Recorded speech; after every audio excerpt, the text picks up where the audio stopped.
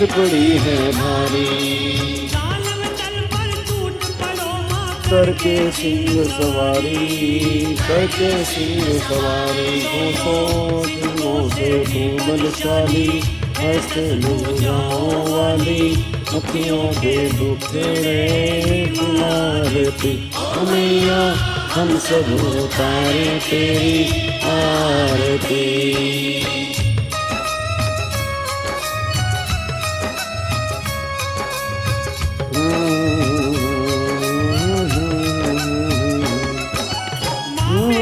का है इस जग में बड़ा ही निर्मल नाता, बड़ा ही निर्मल नाता, पूत कपूत सुने हैं माता सुने माता, है इस जग में बड़ा ही निर्मल नाता, बड़ा ही निर्मल नाता, पूत कपूत सुने हैं करना माता सुनी तो माता, माता सुनी तो माता, बरसाने वाली बरसाने वाली, के दुखड़े सवारती, ओ मैया हम सब उतारे तेरी आरती, ओ मैया हम सब उतारे तेरी।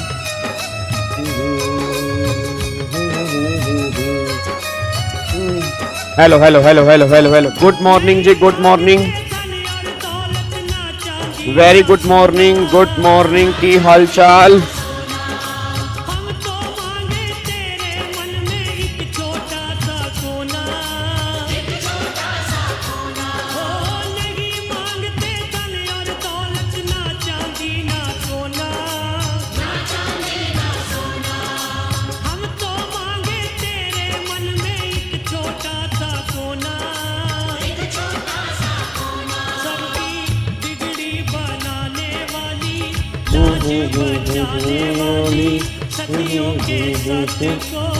Hello hello hello hello hello hello hello hello,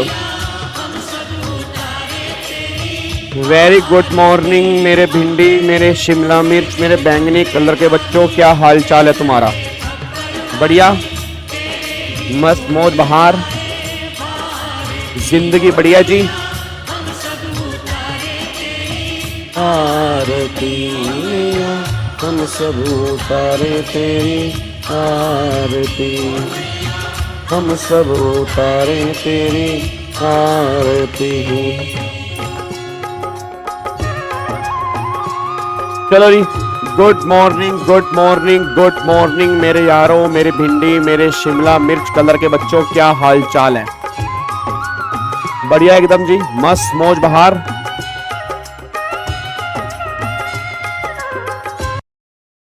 हाँ जी, good morning Deepanshu, good morning Shivani, good morning Kashish, good morning Vansh, good morning Akshay, good morning Nitesh, good morning second time. आपको व्हाट्सएप पर डीएम किया था? अच्छा, ओ माय गॉड, मैं एक बार चेक कर लूंगा दोबारा से जी, ठीक है।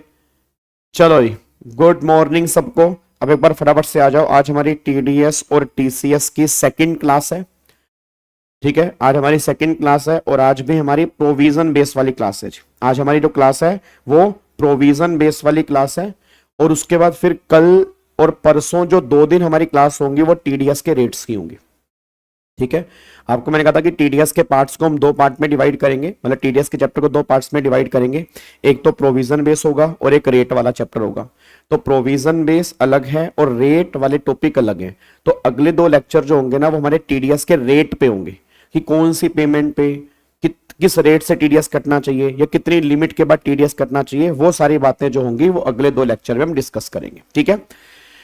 चलो, अब एक बार सारे के सारे बच्चे फटाफट से यहाँ पे आ जाओ जी, इधर देखो ध्यान से। अब जो कल वाली क्लास में हमने किया था, एक बार पहले उसको फटाफट से यहाँ पे देख लेते हैं।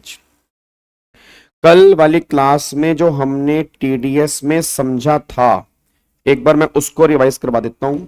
अब यहाँ पे इधर देखो ध्यान से जी, क्या वो क्लास की रिकॉर्डिंग मिलेगी? वो यूट्यूब के ऊपर है जी, टीडीएस वाली क्लास जो है वो यूट्यूब के ऊपर है।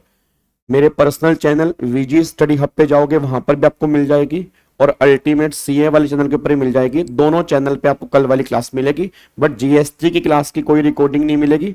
जीएसटी की क्लास की जो रिकॉर्डिंग है वो सिर्फ रेगुलर बैच वाले बच्चों के लिए है, ठीक है ना। चलो अब एक बार सारे के सारे बच्चे यहाँ पे इधर देखो ध्यान से जी। अब अगर मैं बात करता हूं तो चैप्टर जो हमारा है, चैप्टर हमारा जो है वो टीडीएस और टीसीएस का है जी। अच्छा, टीडीएस और टीसीएस की फुल फॉर्म क्या थी? अगर मैं टीडीएस की बात करूंगा तो टीडीएस की फुल फॉर्म क्या निकल के आती है? Tax deduction at source. और टीसीएस की फुल फॉर्म क्या निकल के आती है? टैक्स कलेक्शन एट सोर्स निकल के आती है। अब जब मैंने बोला डिडक्शन, तो नाम से क्लियर है डिडक्शन कौन करेगा? डिडक्शन वो करेगा जो पेमेंट करेगा, मतलब जो पेमेंट करेगा वो डिडक्शन करेगा, जो पेमेंट लेगा वो कलेक्शन करेगा। तो पूरे टीडीएस के चैप्टर में दो लोग आपके सामने होंगे। एक पर्सन जो आपके सामने होगा उसको हम पेयर बोलेंगे, दूसरा पर्सन जो आपके सामने होगा उसको हम पेई बोलेंगे। तो अगर पेयर पेई को पेमेंट करेगा, मैं दोबारा बोलूंगा, अगर पेयर पेई को पेमेंट करेगा तो उस पेमेंट पर पेयर जो है वो टीडीएस काटेगा।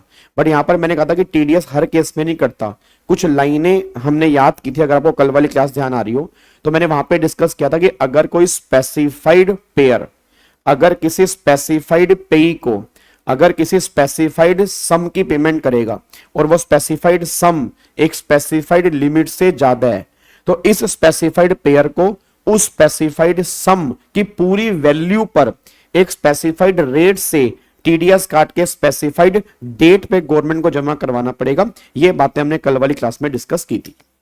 एक बार मैं दोबारा बोलूंगा तो टीडीएस के लोगों का क्रक्स ये निकल के आता है कि अगर कोई स्पेसिफाइड पेयर है तो स्पेसिफाइड पेयर अगर किसी स्पेसिफाइड पेई को स्पेसिफाइड सम की पेमेंट करेगा और ये स्पेसिफाइड सम एक स्पेसिफाइड लिमिट से ज्यादा है, तो ये स्पेसिफाइड पेयर उस स्पेसिफाइड सम पर पूरी वैल्यू पर एक स्पेसिफाइड रेट से टीडीएस काट के गवर्नमेंट को स्पेसिफाइड डेट या उससे पहले गवर्नमेंट को जमा करवा देगा। ये मोटी मोटी बातें टीडीएस में निकल के आती है।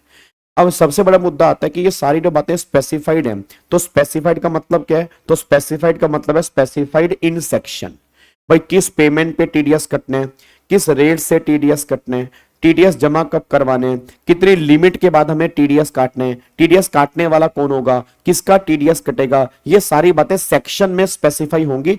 तो जब हम सेक्शन पढ़ेंगे कल वाली क्लास में रेट ऑफ टीडीएस वाले, उसमें सारी की सारी बातें होंगी कि पेयर कौन होगा, पेई कौन होगा, रेट क्या होगा, कितनी लिमिट के बाद टीडीएस कटेगा, तो वो सारी की सारी बातें वहां पे लिखी होंगी।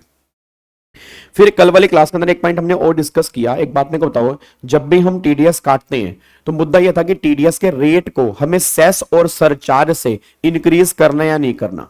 तो गवर्नमेंट कहती है वो डिपेंड करता है कि पेमेंट कर किसको रहे हो और पेमेंट कर किसकी रहे हो। तो गवर्नमेंट ने कहा देखो अगर तुम पेमेंट कर रहे हो नॉन रेजिडेंट को, अगर तुम पेमेंट कर रहे हो नॉन रेजिडेंट को, तो हर केस में टीडीएस के रेट को सेस से इंक्रीज करना पड़ेगा। और सरचार्ज वो डिपेंड करता है कि इनकम तुम, मतलब पैसा जो है वो तुम कितना पे कर रहे हो। बट अगर तुम पेमेंट कर रहे हो रेजिडेंट को, तो रेजिडेंट वाले केस में अगर पेमेंट कर रहे हो सैलरी की तो फिर तो इंक्रीज करना है, अदर देन सैलरी वाले केस में इंक्रीज नहीं करना है। ये सारी की सारी बातें हमने कल वाली क्लास में डिस्कस की थी, यहां तक हमने कल वाली क्लास में समझा था। फिर जाते आते एक पॉइंट मैंने तुम्हें और बताया था कि कई बार क्या होता है कि सामने वाले बंदे को जो हम पेमेंट करते हैं, अब उसको पेमेंट करते हैं उसका टीडीएस कट जाता है, बट सामने वाला बंदा कहता है मेरा टीडीएस मत काटो क्योंकि मेरी इनकम जो है वो एग्जम्पशन लिमिट तक है। बट ये पर्सन कहता है मैं तो टीडीएस काटूंगा। मैं टीडीएस क्यों काटूंगा? क्योंकि अगर मैं टीडीएस नहीं काटूंगा या टीडीएस काट के जमा नहीं कराऊंगा तो मैं डिफॉल्टर बन जाऊंगा, और अगर मैं डिफॉल्टर बन गया तो फिर मेरे को खर्चे की डिडक्शन नहीं मिलेगी, तो इसलिए मेरा टीडीएस काटना जरूरी है। बट सामने वाला बंदा कहता है भाई मेरी इनकम तो एग्जम्पशन लिमिट तक है ना, तो अगर मेरी इनकम एग्जम्पशन लिमिट तक है, मेरा टैक्स बनेगा नहीं, बाद में सारा मुझे रिफंड क्लेम करना पड़ेगा। तो गवर्नमेंट ने कहा जी वो हमें नहीं पता, गवर्नमेंट ने कहा जी वो हमें नहीं पता, वो तुम देखो, वो हमें नहीं पता। बट सिंपल सी बात ये निकल कर है कि हम तुम्हारा टीडीएस काटेंगे। फिर फाइनली मैंने कहा था कि दो सेक्शन देख, तो 197 और एक 197A। अब गवर्नमेंट ये सेक्शन क्यों लेकर आई? तो गवर्नमेंट ये सेक्शन इसलिए लेकर आई कि जिसको लगता है उसका टीडीएस नहीं कटना चाहिए, वो टीडीएस गलत कट रहा है, तो वो इन सेक्शन को यूज करके टीडीएस से बच सकता है। अच्छा, ये सेक्शन जो है ना ये नॉन डिडक्शन के नहीं है। इट मींस अगर किसी को लग रहा है कि टीडीएस मेरा कट रहा है 10% से, बट मेरा टीडीएस कटना चाहिए 1% से, मेरा टीडीएस करना चाहिए 2% से, इट मींस अगर वो टीडीएस के रेट कम करवाना भी चाहता है मतलब लोअर डिडक्शन करवाना चाहता है, उस केस के अंदर भी ये सेक्शन एप्लीकेबल हो सकते हैं। तो 197 और 197 ए नॉन डिडक्शन और लोअर डिडक्शन के एप्लीकेबल होते हैं, बस ये पर ध्यान दो। क्या बात समझ में आ रही है? बट एक बात आपको मैंने कल बताया था, इन दोनों के अंदर फर्क क्या है। अब 197 ए जो है, याद करो 197 ए किसका था? 197 ए था सेल्फ डिक्लेरेशन का। अब बताओ सेल्फ डिक्लेरेशन में क्या था? सेल्फ डिक्लेरेशन वाले केस में यह था कि हम डिक्लेयर करेंगे कि हमारी इनकम एग्जम्पशन लिमिट तक है, प्लीज आप हमारा टीडीएस मत काटिए। अगर हम डिक्लेयर करके दे देंगे तो सामने वाली पार्टी मेरा टीडीएस नहीं काटेगी। फिर दूसरा क्या था 197, वो सेल्फ डिक्लेरेशन का नहीं था, वो ईओ के सर्टिफिकेट का था। भाई इनकम टैक्स ऑफिसर के पास जाओ, उससे सर्टिफिकेट लेकर आओ, वो सर्टिफिकेट जमा करवा दो, तो अकॉर्डिंगली गवर्नमेंट तुम्हारा टीडीएस नहीं काटेगी। ये बातें हमने वहां पे डिस्कस की थी। क्या बात मेरी समझ में आ रही है? पक्का पक्का? ठीक है। तो अब यहां पे जो मैं आपको लिखवाने जा रहा हूं वो लिखवाने जा रहा हूं 197 और 197 ए, इन दोनों को हम यहां पे लिखने जा रहे हैं जी। चलो अब एक बार फटाफट से यहां पे आ जाओ जी, इधर देखो ध्यान से। अब सारे के सारे बच्चे हेडिंग डाल दो यहां पे। तो यहां पे सेक्शन नंबर 197 पहले हम लिखने जा रहे हैं, और ये हमारा है certificate for deduction of TDS at lower rate और नो डिडक्शन ऑफ टीडीएस। ये हमारा 197 है, ये हमारा 197 है। यस पलक यूज कर सकते हो, बट साथ में अमेंडमेंट्स देख लेना। वैसे उसके अंदर वैसे वो अमेंडेड ही है, बट एक बार अमेंडमेंट साथ में देख लेना चाहिए। ठीक है जी। अब लिखो यहां पे, लिखो जी, पहला लिखो यहां पे, this section applies where in case of any income of any person or sum payable to any person, payable to any person, payable to any person। ठीक है। अंडर सेक्शन 192, 193, 194, 194 ए, 194 सी, 194 डी, 194 जी, 194 एच, 194 आई, 194 जे, 194 के। ठीक है जी। 194 के, फिर यहां पे आएगा 194 एल ए और 194 एम। अब ये सारे के सारे प्रोविजन जो हैं वो टीडीएस के हैं। ये सारे के सारे प्रोविजन जो हैं वो किसके हैं जी? ये सारे प्रोविजन जो हैं वो टीडीएस के यहां पे निकल के आते हैं। अब इनमें तुम्हारा टीडीएस कटना चाहिए था, मतलब तुम इस सेक्शन के अंदर तुम अमाउंट पे कर रहे हो और तुम्हारा इसमें टीडीएस कटना चाहिए था। अब यहां पे लिखो सेकंड पॉइंट में, the assessee can make an application, the assessee can make an application to the assessing officer AO। AO का मतलब होता है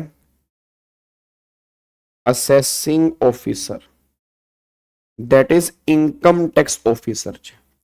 इनकम टैक्स ऑफिसर की बात हो रही है, ठीक है नी? किसके लिए? For deduction of TDS at lower rate at lower rate or non deduction of TDS। मतलब उसके लिए मैं एप्लीकेशन डालूंगा एओ को, इनकम टैक्स ऑफिसर को, कि भाई साहब ये मेरा केस है, आप मुझे सर्टिफिकेट दें और इस सर्टिफिकेट को मैं डिडक्टर को दूंगा और फिर डिडक्टर इसके बेस पे टीडीएस नहीं काटेगा जी। ठीक है जी। अब तीसरे पॉइंट पे,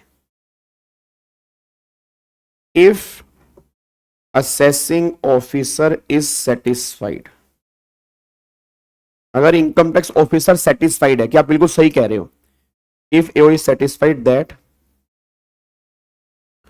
total income of the recipient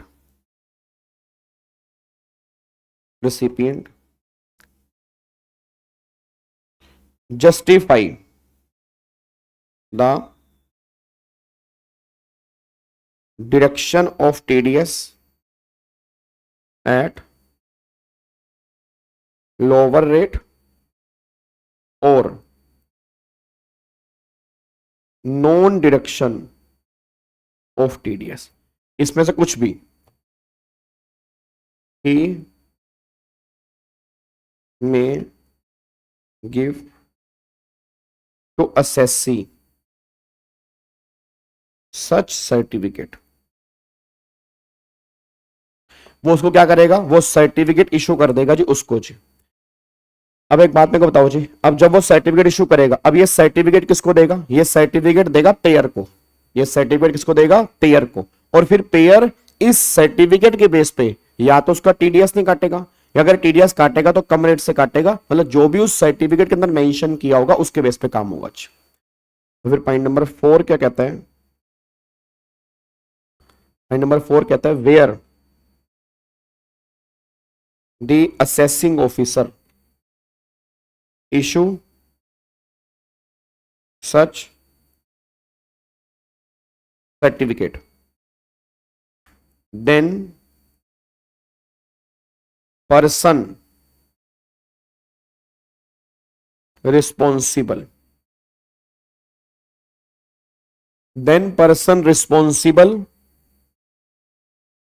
for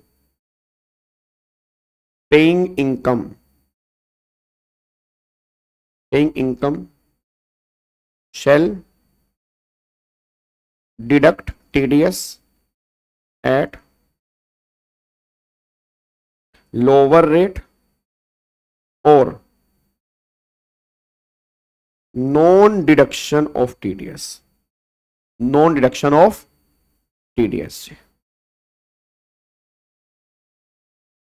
क्या बात मेरे समझ में आ रही है? बस ये आपका 197 है, तो 197 ए में सेल्फ डिक्लेरेशन है और यहां पर एओ की डिक्लेरेशन है। मतलब वहां पे हमें खुद डिक्लेयर करना पड़ता है कि आप मेरा टीडीएस मत काटो। यहाँ पे क्या है, यहाँ मैं डिपार्टमेंट के पास जाऊंगा, डिपार्टमेंट मेरे को सर्टिफिकेट देगा, वो सर्टिफिकेट के बेस पे पेयर जो है वो मेरा टीडीएस नहीं काटेगा या कम रेट से काटेगा। ये हमारा 197 है।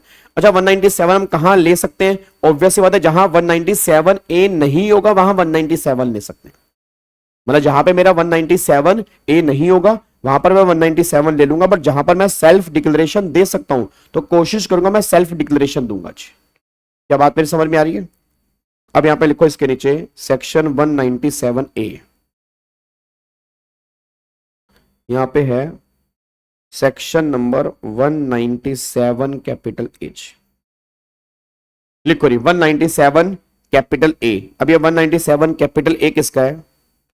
ये कह रहा है non deduction of TDS in certain cases.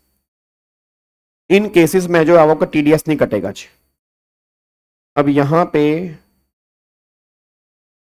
ये मान लो ये पेयर है जी, ये पेयर है और ये जो है ये मान लो पे है जी। अब पेयर पे को पेमेंट कर रहा है, पेयर पे को पेमेंट कर रहा है और ये पेमेंट किस किस सेक्शन में कवर है जी? तो ये सेक्शन जो है ये लिखो यहां पे सेक्शन कौन कौन से एप्लीकेबल है। Section 192 A, section 193 section 194 A, section 194 D, section 194 D A, section 194 आई और ये सेक्शन 194 केज, ये लोग यहां पे कवर है। मतलब सिर्फ इतने सेक्शन कवर हैं। मैं बता दूं ये एग्जॉस्टिव लिस्ट है, ये इंक्लूसिव लिस्ट नहीं है, ये आपकी एग्जॉस्टिव लिस्ट है, मतलब इंक्लूसिव लिस्ट नहीं है। अब अगर मान लो पेयर पे को इनमें से किसी भी अमाउंट की पेमेंट कर रहा है, अब यहां पे लिखो पे, लिखो री पे। अब पे ये एस्टिमेट करता है, estimate his total income is not more than exemption limit. तो ये एस्टिमेट करता है कि मेरी टोटल इनकम जो है ना, मेरी एग्जम्पशन लिमिट से ऊपर नहीं है, एग्जम्पशन लिमिट तक है। तो वो क्या करेगा, self declaration filed under form 15G 15H। ठीक है, अब ये 15G किसके लिए है जी, ये है नॉर्मल पर्सन के लिए, और 15H किसके लिए है, ये है सीनियर सिटीजन के लिए जी। तो ये नॉर्मल के लिए और वो किसके लिए, वो सीनियर सिटीजन के लिए। तो अगर मान लो कोई सीनियर सिटीजन है तो 15H भरेगा, अगर कोई सीनियर सिटीजन नहीं है तो 15G भरेगा। अब ये डिक्लेरेशन जो है ये फाइल करके देगा किसको जी, ये डिक्लेरेशन फाइल करके जो देगा वो देगा पेयर को जी। ठीक है, सेल्फ डिक्लेरेशन फाइल इसके अंदर, और ये डिक्लेरेशन गिवन टू पेयर, ये देगा डिक्लेरेशन पेयर को। और जैसे ही डिक्लेरेशन पेयर को देगा, after receiving of such declaration, deductor will not deduct TDS on such amount. फिर डिडक्टर जो है उस पर TDS नहीं काटेगा, बस ये पर ध्यान दो। फिर डिडक्टर जो है इस पे TDS नहीं काटेगा। तो सिंपल सी बात, ये बात कहना चाह रहे हैं कि भैया यहाँ पर सेल्फ डिक्लेरेशन है, वहां पर पहले डिपार्टमेंट के पास जाना पड़ रहा है, फिर डिपार्टमेंट सर्टिफिकेट दे रहा है, फिर वो सर्टिफिकेट जमा करवाना पड़ रहा है। वो हमारा 197 था और ये हमारा 197A है। अब बताओ क्या दोनों के अंदर क्लैरिटी है थोड़ी सी, क्या दोनों के अंदर क्लैरिटी है? सर क्या एग्जाम के अंदर बन सकता है? बन भी सकता है, नहीं भी बन सकता, कुछ कह नहीं सकते। बट मैं दोबारा बोल रहा हूं, इसके बिना वो तुम्हें रेट समझ में नहीं आएंगे। ठीक है ना? हाँ, ये 197 और 197A, इसमें से वो क्वेश्चन फ्रेम कर सकते हैं कि बताओ 197 और 197A में क्या डिफरेंस है। क्या बात मेरी समझ में आ रही है? इसको मैं थोड़ा जूम आउट अगर कर दूं तो आपको शायद दिखेगा नहीं, कर देता हूं। तो ये हमारी पिक्चर आपके सामने है। डन जी? ना ये जूम आउट हो रहा है ना ये जूम इन हो रहा है। अच्छा, हो रहा है, आ गया स्यापा। अब कहाँ पे हैं वो नोट्स?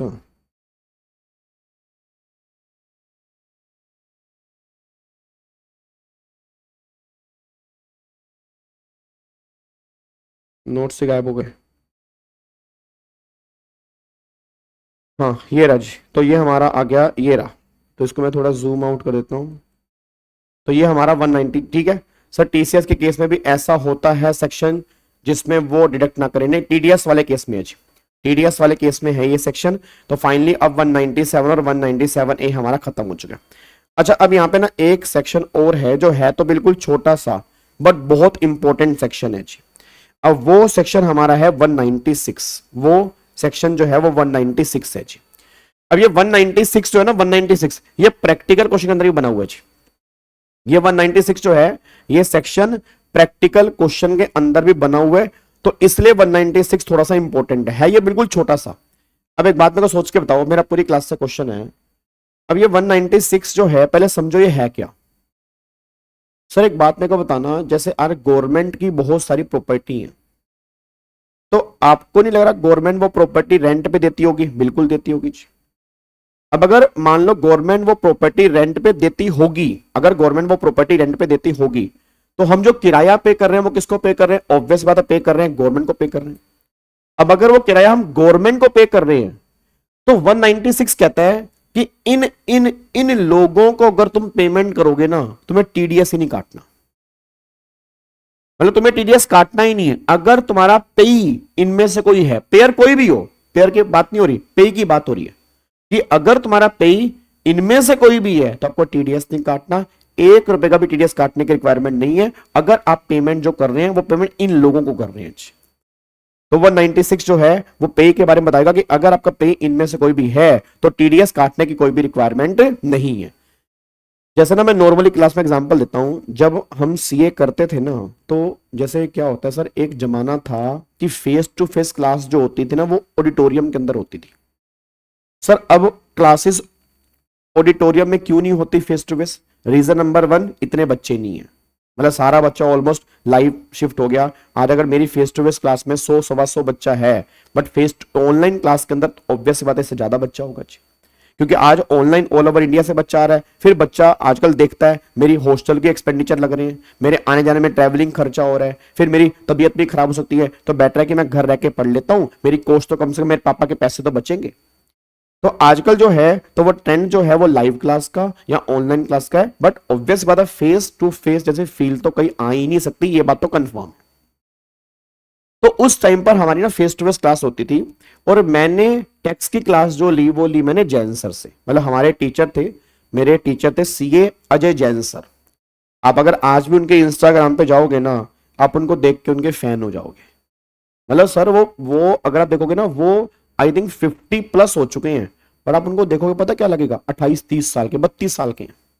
मतलब क्या उन्होंने अपनी फिजिक्स बना रखी है, क्या उन्होंने अपना शरीर बना रखा है भाई साहब, और उन्होंने 170 कंट्री घूमने का टारगेट ले रखा है हमारे बैच से, और 40 साल में उन्होंने रिटायरमेंट ली थी। मतलब 40, और फिर कमाल की बात, जिस बैच में उन्होंने रिटायरमेंट ली उस बैच में उनके पास फेस टू फेस 1200 बच्चा बैठा था, और एक बच्चे की फीस 20,000 रुपए होती थी उस टाइम। एक सब्जेक्ट की बात कर रहा हूं मैं, आजकल तो 20,000 के अंदर ग्रुप मिल जाता है, कई लोग तो 20,000 रुपए के अंदर बहुत ग्रुप भी मिलते हैं। और हमने 20,000 रुपए की सिर्फ फीस पे किया, सिर्फ टैक्स की, 20,000 रुपए अकाउंट्स की, 20,000 रुपए कॉस्टिंग की। उस टाइम पर ऐसे फीस थी, आज से 10 साल पहले की बात कर रहा हूं। अब तो कहते हैं ना वो मतलब इंक्रीज होने के बाद रिसेशन आ गया। तो उस टाइम पर क्लासेस जो होती थी फीस अच्छी खासी होती थी, बच्चे बहुत होते थे, तो क्लासेस जो होती थी वो होती थी ऑडिटोरियम के अंदर। तो मुझे नहीं पता आपने कभी नाम सुना नहीं सुना, मंडी हाउस में दिल्ली के अंदर, दिल्ली में मंडी हाउस में एक ऑडिटोरियम है, उसका नाम है फिक्की ऑडिटोरियम। अगर आपने नाम सुनाओ, उसका नाम जो है दैट इज फिक्की ऑडिटोरियम, जो है उस ऑडिटोरियम का नाम है फिक्की। अब फिक्की ऑडिटोरियम में जो है ना अब क्लासेस नहीं होती, वो जैन सर का लास्ट बैच था। अब फिक्की ऑडिटोरियम जो था ना, अगर आपको लाइफ में कभी देखने का मौका मिला आप जरूर देखना सर, बहुत बड़ी ऑडिटोरियम है। उसकी सीट्स इतनी चौड़ी हैं, पूरे सोफे वाली सीट है, सोफे वाली, मतलब आपको फील आएगी आप सोफे के ऊपर बैठे हो, मतलब इतनी चौड़ी सीट। यहाँ पे हाथ हेडरेस्ट है, मतलब यहाँ पे हेडरेस्ट है, यहाँ पे हाथ रख के बैठो, नीचे पैर की सपोर्ट है, और आराम से पूरा सोफा। और उसका एक दिन का रेंट, एक दिन की बात करो महीने की नहीं, एक दिन का रेंट जो था वो 1.5 लाख रुपए का था। बट उसके अकॉर्डिंग फीस भी आती थी, उसके अकॉर्डिंग फीस भी आती थी भाई, मोटी फीस थी तो ऑडिटोरियम भी थे, बच्चा आराम से बैठ के पढ़ता था। बट प्रॉब्लम क्या सर, अगर हमें इतनी बढ़िया मिल जाए कोई सीट्स तो हमें ना बर्दाश्त नहीं होता यार। हम सीएस करने वाले, सीए करने वाले, सीएमए करने वाले, हम ऐसे प्रोफेशनल्स हैं, हमें इतनी बढ़िया चीज कभी अपना मतलब देखी ही नहीं हमने। तो फिर हमारी आदत क्या होती है, हमारे बच्चों की आदत क्या होती है, ये पेन है, ये पेन की निब है, सीट जो सोफे के पूरी टाइट सीट है, फिर हमने पेन घुमाने हैं, फिर पेन से पटाखे बजाने हैं हमें उसके। तो वही हरकतें बच्चों ने स्टार्ट कर दी, पेन उठाया, पेन से पटाखे बजाने स्टार्ट कर दिए, फिर पेन से पीछे वाली सीट पे ड्राइंग बनाना स्टार्ट कर दी, फिर पेन से अपने फोन नंबर लिख कर आ गए कि सीता राम से प्यार करती है, राम सीता से प्यार करता है, जैसे इस सीट पे सीता बैठेगी, फिर राम आएगा, राम देखेगा सीता, ओ भाई भाई सब तो खतरनाक पैसा है। तो फिर या मतलब कहना क्या चाह रहा हूं, ये हरकतें जो नॉर्मली आप करते हो वही सेम काम उन्होंने उसके साथ कर दिया। और कसम से जब फिक्की के ओनर ने वो सीट देखी ना, उसका दिमाग खराब हो गया भाई साहब। कह रहा इतना महंगा ऑडिटोरियम, इतनी बढ़िया तरीके से बनाया हुआ और सारी सीट्स कैसे ऐसे की हुई है, लोगों ने स्केच बना रखे हैं, लोगों ने ड्राइंग बना रखी है, लोगों ने सीट्स फाड़ रखी हैं, लोग नीचे नाम लिख के जा रहे हैं, लोग नंबर लिख के जा रहे हैं। और ये सारे के सारे बच्चे भाई साहब सीए के बच्चे सारे के सारे। तो फाइनली उस टाइम उन्होंने डिसाइड किया कि हम आज के बाद कोई भी क्लास यहां पे चलाएंगे ही नहीं। बट उसके बाद धीरे धीरे फिर बच्चा कम होना स्टार्ट हो गया और फाइनली वो फिक्की ऑडिटोरियम जो है वो गवर्नमेंट ने अपने अंडर ले लिया। पर क्या आज फिक्की किराए पर नहीं मिलता? मिलता है। आज बड़ी बड़ी एजीएम जो होती है, बड़ी बड़ी कंपनी की जो मीटिंग्स होती हैं, वो सारी फिक्की के अंदर होती है। अब सोच के बोलो, अब मतलब रिलायंस कंपनी की मीटिंग होनी है, उन्होंने गवर्नमेंट ऑफ इंडिया से बात की हमें फिक्की चाहिए। गवर्नमेंट ऑफ इंडिया ने बोला ठीक है, कोई दिक्कत वाली बात नहीं है, बड़ी बड़ी मीटिंग्स तुम्हें करनी है, कोई दिक्कत नहीं, बट एक दिन का किराया जो है वो 3 लाख रुपए का है। रिलायंस कंपनी ने बोला कोई दिक्कत वाली बात नहीं है, हम 3 लाख रुपए देने को तैयार बैठे हैं। अब आपको नहीं लग रहा है 3 लाख रुपए का किराया Reliance company government of India को दे रही है? क्योंकि ये प्रॉपर्टी किसकी है? गवर्नमेंट की है। तो रेंट किसके बाद गवर्नमेंट के पास जाएगा। तो गवर्नमेंट ने कहा इस केस में 196 लगेगा, यहां पे टीडीएस काटने की रिक्वायरमेंट नहीं है। इट मीन अगर पेमेंट कर रहे हो, गवर्नमेंट को पेमेंट कर रहे हो, लोकल अथॉरिटी को पेमेंट कर रहे हो, आरबीआई को पेमेंट कर रहे हो, तो 196 में गवर्नमेंट करिए। अगर आप इनको पेमेंट कर रहे हो ना, तो टीडीएस काटने की रिक्वायरमेंट नहीं है, बस ये पर ध्यान दो। अब आओ जी, यहां पे 196 में इन्होंने क्या लिखा है, कहां कहां पे टीडीएस काटने की रिक्वायरमेंट नहीं है। एक बार पहले फटाफट से वो लिख लेते हैं कि 196 में क्या लिखा है। लिखो जी यहां पे सेक्शन नंबर 196 लिखो जी, section number 196, no TDS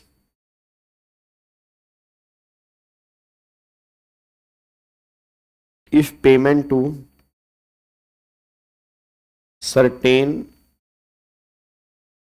person, no TDS if payment to certain person। अब यहां पे लिखो जी, no deduction of tax shall be made by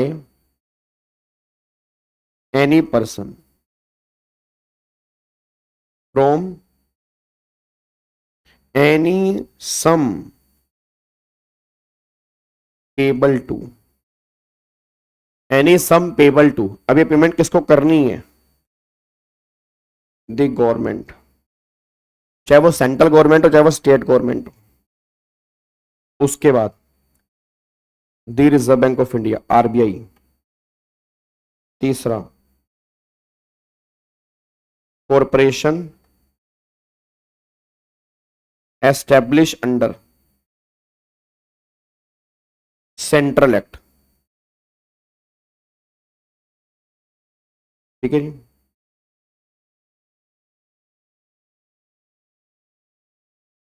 उसके बाद म्यूचुअल फंड अंडर सेक्शन 1023 टीज लोज। बस यहां अगर पेमेंट करोगे तो टीडीएस काटने की रिक्वायरमेंट नहीं है जी।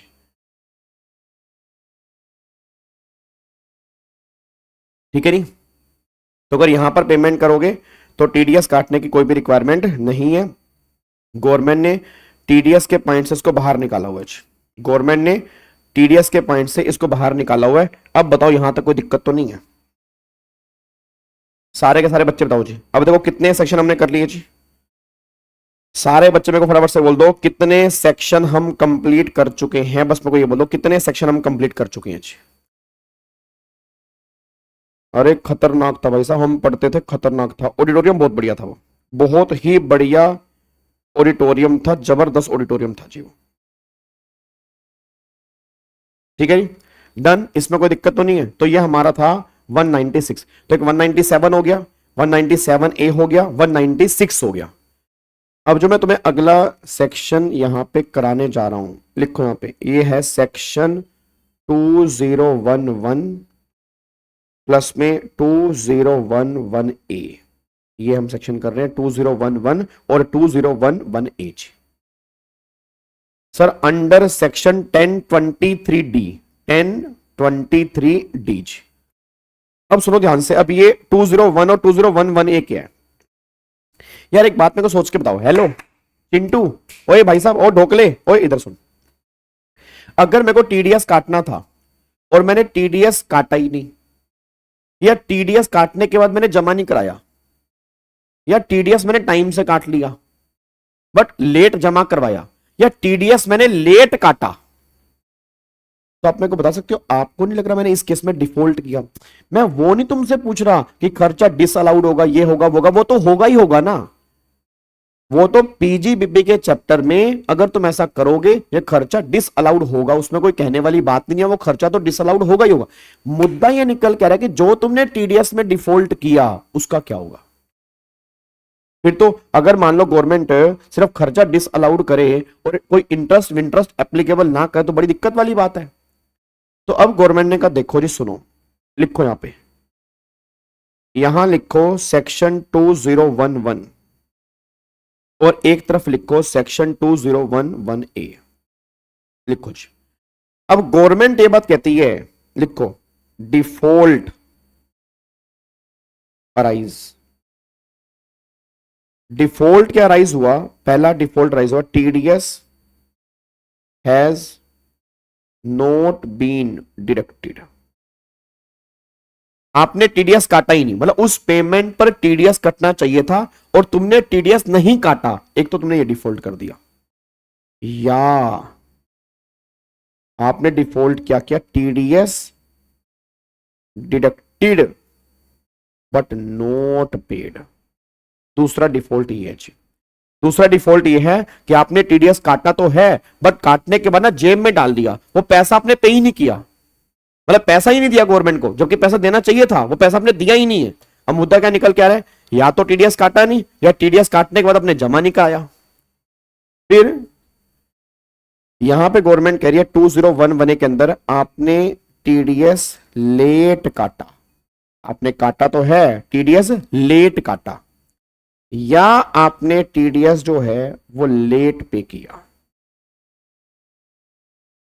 या आपने टीडीएस क्या किया है? आपने पेमेंट तो की है बट आपने लेट पेमेंट की है।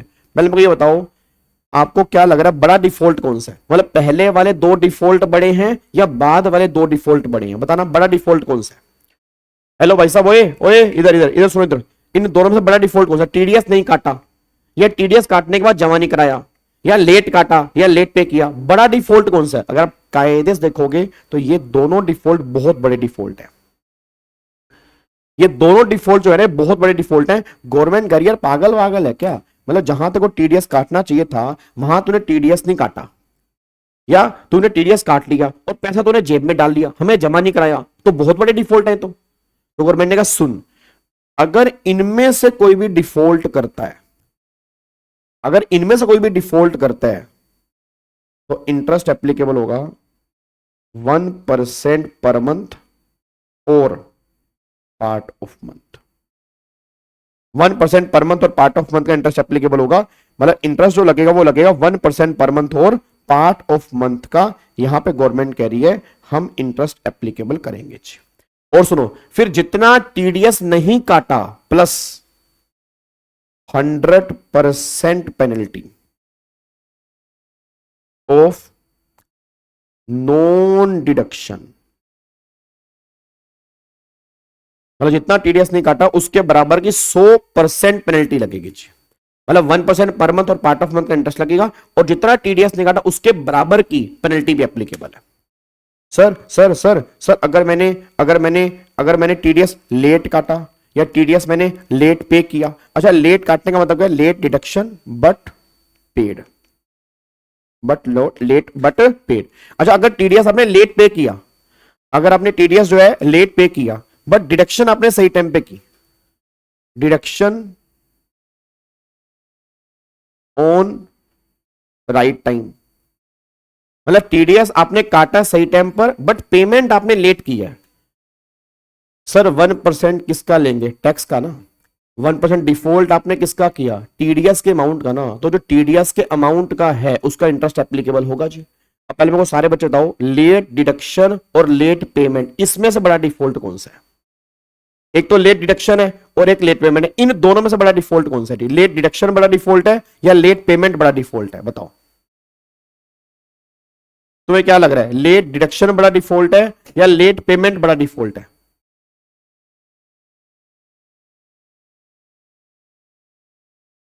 लेट डिडक्शन या लेट पेमेंट? लेट पेमेंट बड़ा डिफॉल्ट है। लेट डिडक्शन में माना आपने लेट काटा, बट आपने दे भी तो दिया फिर तुरंत।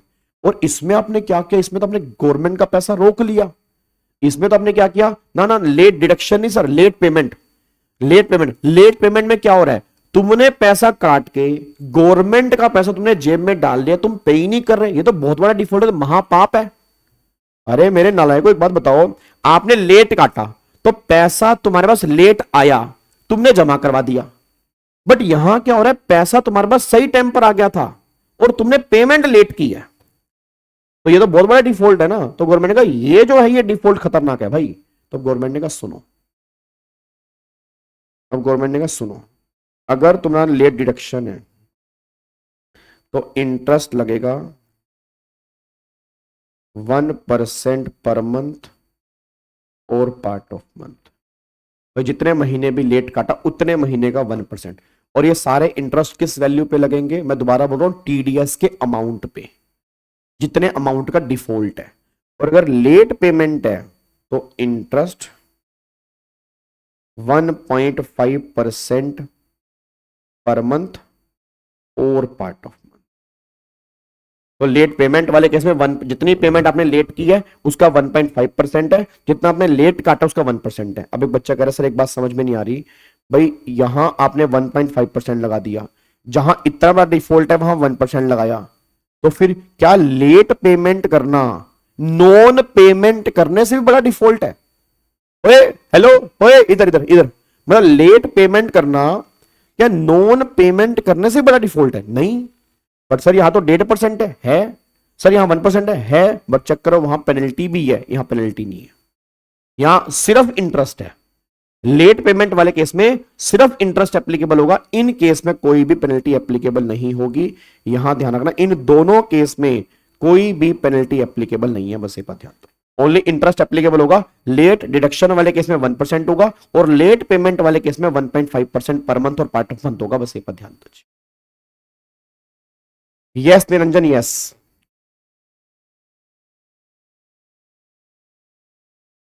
यस परवीन, जितना टीडीएस है वो तो देना पड़ेगा, उसके साथ में इंटरेस्ट भी देना पड़ेगा। फिर जितना टीडीएस तुमने नहीं काटा उतने के बराबर पेनल्टी भी तुम्हें देनी पड़ेगी, ये गवर्नमेंट कहना चाह रही है। तो टीडीएस का लो ना बहुत स्ट्रिक्ट लो है, मतलब गवर्नमेंट ये नहीं है कि तुमने काट दिया तो ठीक है, नहीं काटा तो भी ठीक है, ये चीज नहीं है।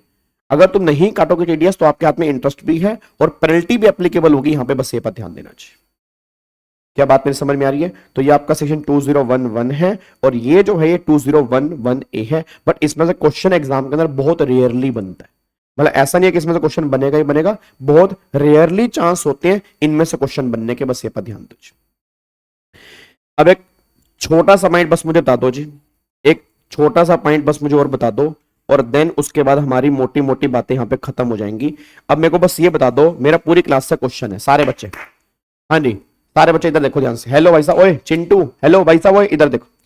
मैंने तुम्हें पेमेंट की, मैंने तुम्हें पेमेंट की, सारे बच्चे फटाफट से यहां पे देखो जी। मैंने तुम्हें पेमेंट की 2 लाख रुपए और पेमेंट बनती थी 2,20,000 रुपए की, मैंने 20,000 रुपए का टीडीएस काट लिया। मेरा पूरी क्लास से क्वेश्चन है, सारे के सारे बच्चे हेलो भाई साहब, ओए इधर सुनो ध्यान से, मेरा पूरी क्लास से क्वेश्चन है, इधर देखो ध्यान से। मैंने तुम्हें पेमेंट की 2 लाख रुपए, एक्चुअल पेमेंट बनती थी 2,20,000 रुपए की। मेरे को सारे के सारे बच्चे बस एक बात बोल दो, मैंने 20,000 रुपए टीडीएस काट लिया, तुम्हें मिले 2 लाख रुपए, तुम्हें मिले 2 लाख रुपए, तो सारे बच्चे बोल देना तुम अपनी इनकम में 2 लाख दिखाओगे या 2,20 दिखाओगे? ये बता दो बस, तुम अपनी इनकम में 2 लाख दिखाओगे या 2,20 दिखाओगे? मतलब जितना टीडीएस कटा क्या वो तुम्हारी इनकम का पार्ट बनेगा नहीं बनेगा जी? अब जिस बच्चे को थोड़ी बहुत नॉलेज होगी वो सही आंसर देगा, बाकी सब बच्चे नालायक होंगे जी।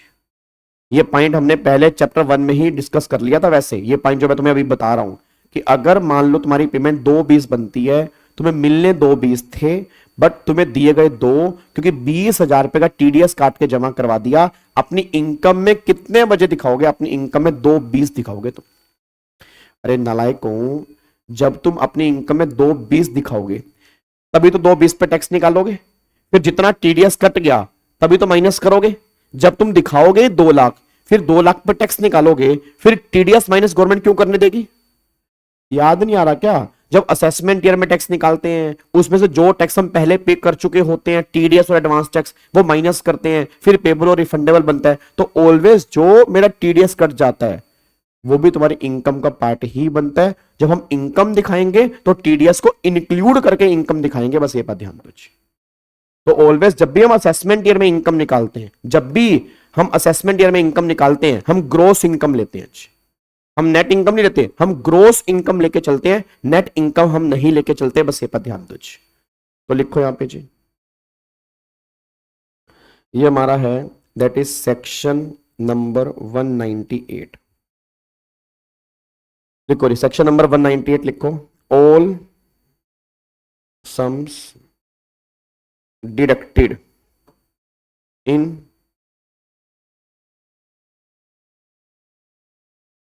in accordance with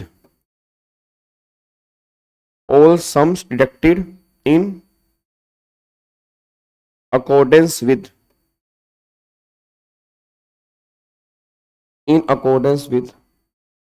the above provision for the purpose of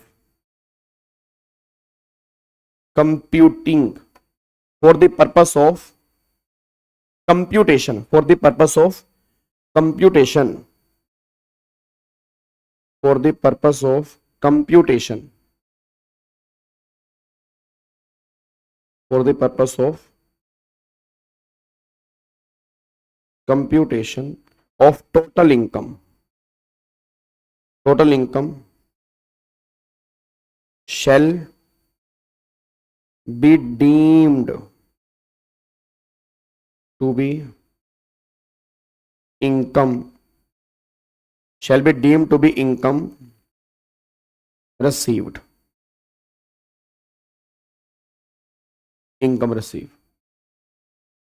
मतलब assessee will show gross income that is before deduction of TDS. ठीक है, उसको अपनी इनकम जो है वो ग्रोस इनकम शो करनी पड़ेगी इन असेसमेंट ईयर या in assessment year at the time of payment of tax. जब वो टैक्स पे करेगा उस टाइम पर उसको अपनी ग्रोस इनकम शो करनी पड़ेगी, मतलब जो टीडीएस कटा वो उसकी इनकम का ही पार्ट है, हमें नेट इनकम नहीं शो करनी, बस ये पर ध्यान दो। क्या बात मेरी समझ में आ रही है? पक्का पक्का। चलो अब एक बात मेरे को बताओ, कोई बच्चा मेरे को बताएगा टीडीएस को जमा करवाने की डेट क्या होती है? भाई जो मान लो मैंने टीडीएस काटा, अब टीडीएस को जमा करवाने की डेट क्या है बताओ, कोशिश करो। जो टीडीएस काटा है, अब टीडीएस काट के गवर्नमेंट को जमा कब तक करवाने? Thank you Tanvi, thank you so much, thank you so much, thank you so much sir. Just came here to appreciate your efforts to us, really thank you very much for providing such quality content, thank you so much. हाँ जी, TDS को जमा करवाने की date क्या होती है? नहीं, जमा करवाने की डेट होती है अगले महीने। अबे नालायक, वो सोहन वो जीएसटी के अंदर होती है, वो जीएसटीआर 7 और जीएसटीआर 8 की ड्यू डेट है जो आप बता रहे हो। अगले महीने की 7 तारीख या उससे पहले हमें टीडीएस काट के जमा करवाना पड़ता है। अप्रैल के महीने का मई के महीने का जून के महीने का जुलाई के महीने का अगस्त, तो नेक्स्ट 7 या उससे पहले हमें टीडीएस जमा करवाना पड़ता है। और फिर जैसे इनकम टैक्स की रिटर्न जाती है ना, वैसे टीडीएस की भी रिटर्न जाती है, और जो टीडीएस की रिटर्न जाती है वो क्वार्टरली आती है, जैसे अप्रैल मई जून इसकी 31 जुलाई, जुलाई अगस्त सितंबर 31 अक्टूबर, अक्टूबर नवंबर दिसंबर 31 जैन, फिर जैन फेब मार्च ना, 30 अप्रैल नहीं 31 मई, ये रिटर्न भरने की डेट होती है। तो टीडीएस की भी रिटर्न जाती है, ठीक है, टीडीएस की रिटर्न एक अलग है, और जो लास्ट में रिटर्न ऑफ इनकम है वो एक अलग है, वो असेसमेंट ईयर की रिटर्न है। वो पेमेंट, वो कब पेमेंट भर कब रहे हैं, असेसमेंट ईयर में, और ये कब जा रही है, प्रीवियस ईयर में, ठीक है ना। तो टीडीएस की रिटर्न और इनकम टैक्स की रिटर्न को अलग लेके चलना, ये बात हो रही है टीडीएस की रिटर्न की, ठीक है। आओ अब ये छोटे छोटे पॉइंट तो मैं लिखवा देता हूं जी। हेडिंग डाल दो, payment of TDS, payment of TDS, return of TDS, और एक TDS certificate. Sir TDS certificate क्या होता है, एक तरह का प्रूफ होता है जो डिडक्टर डिडक्टी को देता है कि मैंने तुम्हारा टीडीएस काट लिया। जैसे आज मेरी वाइफ को टीडीएस सर्टिफिकेट मिलता है उसकी कंपनी से, पीडब्ल्यूसी से। मेरी वाइफ पीडब्ल्यूसी में जॉब करती है, बिग 4 सीए फर्म है, एम&ए डिपार्टमेंट के अंदर है, तो उसको फॉर्म 16 और फॉर्म 16A मिलता है। आपने शायद कभी घर में सुना होगा कि पापा को फॉर्म 16 मिला, या जब बैंक से लोन लेने जाओ, सैलरी क्लास पर्सन बैंक से लोन लेता तो फॉर्म 16 मांगते हैं। तो फॉर्म 16 और 16A ये टीडीएस सर्टिफिकेट है कि हाँ भाई हमने इतना टीडीएस काट के गवर्नमेंट को जमा करवा दिया, वो फॉर्म 16 और 16A के अंदर आता है। क्या बात मेरी समझ में आ रही है? अब ये तीनों पॉइंट मैं तुम्हें लिखवाने जा रहा हूं। अब सबसे पहले यहां पे लिखो, सबसे पहले हम यहां पे लिख लो जी, ये स्क्रीन पूरी कर देता हूं जी, यहां पे लिखो जी पेमेंट, टीडीएस की पेमेंट जी, टीडीएस की payment, due date of payment जी, लिखो यहां पे due date of payment of TDS. अब यहां पे पहला, during April to Feb month, तो 7th of next month,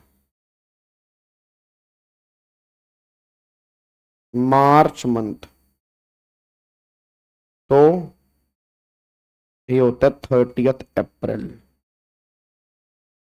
of next financial year. ये टीडीएस को जमा करवाने की डेट है। But if TDS deducted under section 194IA, 194IB, 194M, then it should be deposited to government within 30 days from the end of the month, from the end of the month in which TDS deducted. मतलब जिस month में TDS काटा उसके and से 30 दिन के अंदर आपको जमा करवाना है, अगर टीडीएस तुम्हारा कटा यहां पे, नहीं तो अगले महीने की 7 तारीख जी। नहीं, क्वार्टरली रिटर्न होती है जी, रिटर्न मंथली नहीं होती टीडीएस की, क्वार्टरली होती है। अब यहां पे आओ, ड्यू डेट ऑफ टीडीएस की रिटर्न, क्वार्टर एंडेड, तुम्हारा क्वार्टर कहां पे खत्म हो रहा है, टीडीएस रिटर्न की ड्यू डेट क्या है। अब अगर तुम्हारा क्वार्टर खत्म हो रहा है वही अप्रैल से जून, फिर जुलाई से सितंबर, अक्टूबर से दिसंबर, जैन से मार्च, तो उसकी 31 जुलाई, 31 अक्टूबर, 31 जैन, और 31 मई जी। ये रिटर्न भरने की ड्यू डेट है जी, ये रिटर्न भरने की ड्यू डेट है। और अगर तुम लेट रिटर्न भरते हो, सर अगर मैं लेट रिटर्न भरता हूं तो लिखो in case of late return 200 रुपए पर डे की फीस है, 200 रुपए पर डे की फीस है। और if TDS return file after 1 year of due date, आपने ड्यू डेट के 1 साल के बाद रिटर्न भरी है, तो 200 रुपए तो पर डे की फीस है ही है, मिनिमम 10,000, मैक्सिमम 1 लाख रुपए की पेनल्टी ये गवर्नमेंट लगाएगी आपके ऊपर। मतलब अगर आपने विद इन 1 ईयर रिटर्न भर दी तो सिर्फ फीस है, और अगर आपने 1 साल के बाद अगर रिटर्न भरी है टीडीएस की तो फिर फीस तो चल ही रही है, साथ में पेनल्टी भी तुम्हारे हाथ में एप्लीकेबल हो जाएगी, बस ये पर ध्यान दो। ठीक है, साथ में पेनल्टी भी जो है वो तुम्हारे हाथ में एप्लीकेबल हो जाएगी। गवर्नमेंट यहां पे ये बात कहना चाह रही है। क्या बात मेरे समझ में आ रही है जी? पक्का पक्का। तो ये पॉइंट यहां पे निकल के आ रहा है कि भैया अगर आप लेट रिटर्न भरते हो तो लेट रिटर्न वाले केस में आपको फीस भी एप्लीकेबल होगी, और अगर 1 साल से ऊपर हो गया तो फिर गवर्नमेंट ये बात कहना चाह रही है कि फीस के साथ में आपको पेनल्टी भी देनी पड़ेगी, बस ये पर ध्यान दो। डन।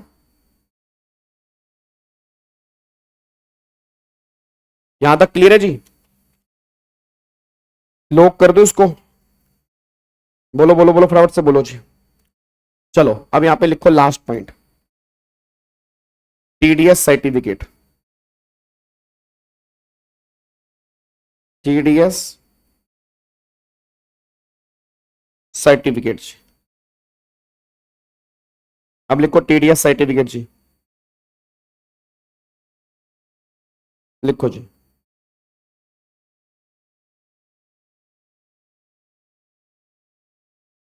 पहला जी, in case of salary maximum 1 lakh, minimum 10,000, maximum 1 lakh रुपए, मैक्सिमम 1 लाख रुपए की पेनल्टी है, 10,000 से लेकर 1 लाख की पेनल्टी है। इन केस ऑफ सैलरी आपका फॉर्म नंबर होता है 16, और other than salary form number होता है 16A, फॉर्म नंबर होता है 16A। फॉर्म 16 जो है, फॉर्म 16 इशू ड्यू डेट, अब ये सैलरी है तो ये फॉर्म 16 जो होता है ये एनुअली इशू होता है जी, ये एनुअली इशू होता है, annually, that is 50th June of the financial year immediately following the financial year in which the income was paid। मतलब जब तुम्हें सैलरी दी गई उस साल के एंड से 15 जून तक आपको सर्टिफिकेट देना पड़ता है। सर टीडीएस सर्टिफिकेट डिडक्टी को मिलता है? हाँ हाँ, डिडक्टर देगा ना, जिसने टीडीएस काटा वो देगा, जिसका टीडीएस कटा उसको। जैसे पीडब्ल्यूसी मेरी वाइफ को देती है, तो पीडब्ल्यूसी टीडीएस काट रहा है, मेरी वाइफ को सैलरी मिल रही है, तो मेरी वाइफ को टीडीएस सर्टिफिकेट मिल रहा है, तो डिडक्टर देगा डिडक्टी को जी। 16A की इशू डेट क्या है?